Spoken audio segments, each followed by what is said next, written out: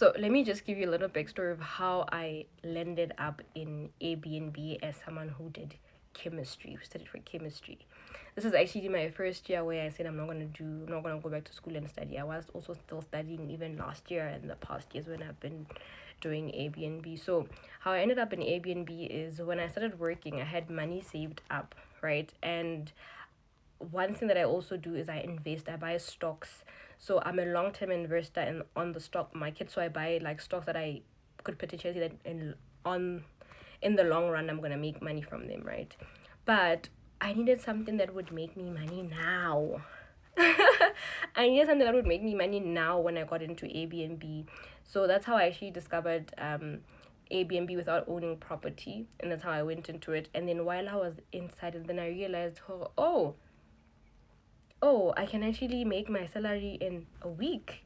Wow. And I think one thing that actually had me hooked was the fact that I was barely there. I was still working full time in the lab, 7 till 5 p.m. But the Airbnb business was making money and I was barely there. So that was one thing that made me think of, oh my gosh, I didn't even need to be here. I didn't even need to be working for me to be doing this Airbnb, and it's even making me my salary, right? So I wanted to go back to school in January, but I didn't know if I was going to be able to cope with like working 7 to 5 p.m. and then still going back to school. So I did anything that any Christian would do. I went on a fast and I asked God, like, what do you want me to do? And God said to me, leave work. I was like, are you sure? Like, leave work? Leave work? Like, if I leave work, where am I going to get money from? The Airbnb was still up and running. I think it was the second month or third. And I was just like, no, I don't know. But I was obedient. I was like, okay, fine, it's fine. I'm going to leave work. And that's what I did. And I felt so much weight, I just felt so much weight off my shoulders. And then come December 31st, I get a message. The message is from a bursary that I had even forgotten that I applied for during the year, right? So it was an unemployment bursary, MQA, right? I'm not sure a lot of people know MQA, but it was MQA. So I had to go back to school and I had to be unemployed. And now it made sense to me as to why I had to leave work. So I left work. I was like, okay, it's fine. I'm gonna be a full-time student, and then I'm gonna run the Airbnb. The Airbnb, it was one at the time, so I'll see how everything pans out. Right. So as I start doing the Airbnb, the first 2 months into Jan, me and my partner had to split. We had to split because we weren't doing so well as a partnership, right? So I ended up buying her out and she ended up starting her own Airbnb, and I ended up continuing the lease with mine, right? And at the time I was so scared because I was back in school. I wasn't working, so it was a thing of like, how am I gonna afford to be paying for rent for this Airbnb? At the time my rental amount was like 3.6, somewhere there, excluding utilities, right? So it would go up to like 4.5. So you can imagine I was just worried about where I'm gonna get that. But that actually pushed me to work even harder on like optimizing the listings to make sure that I don't have to pay rent from pocket. And that's how I ended up in Airbnb now. Right. So as I started getting more and more reviews, and people were like, oh, I love the place, oh, I do this, no, it's such I was like, yes. Praise me, praise me. I like, praise me. And I genuinely enjoyed hearing people say I loved my experience here, I enjoyed it, I had a good time. And I think that's what actually also got me hooked into Airbnb. And then I had an incident where I think that was a turning point for me. I had an incident where I had a guest book with me. I think it was around probably around May, June. They worked with me May, June, and then they came back around August, September, right? The second time she came back with her husband and child. The first time she came with her and her daughter. But now she came back with the husband. And then she booked for 2 nights. And I remember when she booked, the first time when she booked, she even booked the spa. So I'd partnered up with the spa, a mobile spa, to have them come to the place and do like the guests massages while they were at the property. So this time around she comes and I can tell that she's struggling a little bit financially compared to the first time when she was around. And God said to me, she's gonna stay in your Airbnb for the next 2 days for free.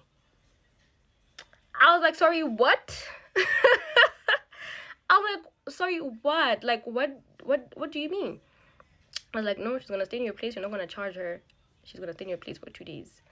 And I was baffled by that. I was literally so baffled. So she actually stayed there the first 2 nights, and then she was like, okay, I need to extend for one more night. And then she ended up also telling me that she was going for chemo, because she had been diagnosed with cancer. So that's why they were booked there. They had to be close to like the doctor's place and all of that.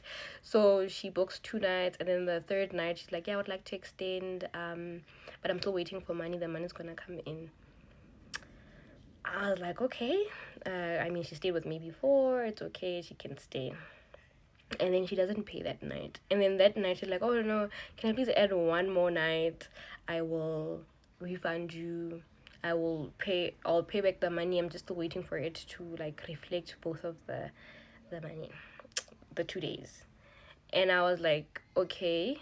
Normally, I don't allow guests. Like, if you haven't extended your stay past 10 a.m., I don't allow you to like extend or stay. You will extend before 10, and then if you it's after 10, then you're gonna have to like do a whole new booking, and my cleaner's gonna be there at 10 a.m. to clean. But that time it was raining, so my cleaner used to do the laundry at the Airbnb and put it on the washing lines. And I know that God made it rain those 2 days because he knew that if for some reason he didn't make it rain, I wasn't gonna allow her to like stay for free at my Airbnb. So she ended up staying for free at my Airbnb and for 2 days. And the last days when she left, she was like, no, she couldn't pay me back because the they had their phone stolen, so they couldn't contact me. Da, da, da. I knew it was a lie because God had already told me that they're gonna stay in my place for 2 days, and I'm gonna have to allow them to stay in my place for 2 days. So I already knew. And then I will tell you, I will not lie to you. That month, I think I mixed up the dates a bit, but that month, I was booked. Like I got a guest that booked 8 days, and then after they booked 8 days, they ended up extending for 16 more nights. That was 1 month where everyone in that area was complaining that they weren't getting any bookings, but I had been booked the whole month, and I just knew it was because of that little incident with that guest where I was like, okay, I'm gonna be obedient and let her stay for free at my Airbnb. Now, for me to now come to you and tell you that it's my passion, I would honestly be lying. We fight with God. I fight with God every day. Like, why must I do? Even with me coming here online posting, that has been my biggest out of my comfort zone thing to do. I always just kept to myself. I'm like, why do I need to go online and post about Airbnb? Can I just run my Airbnbs in private? And just run them in private and let it be that. But what I do just want to say is that the reason I have stayed in this business is because I realized the type of service that I'm providing, right?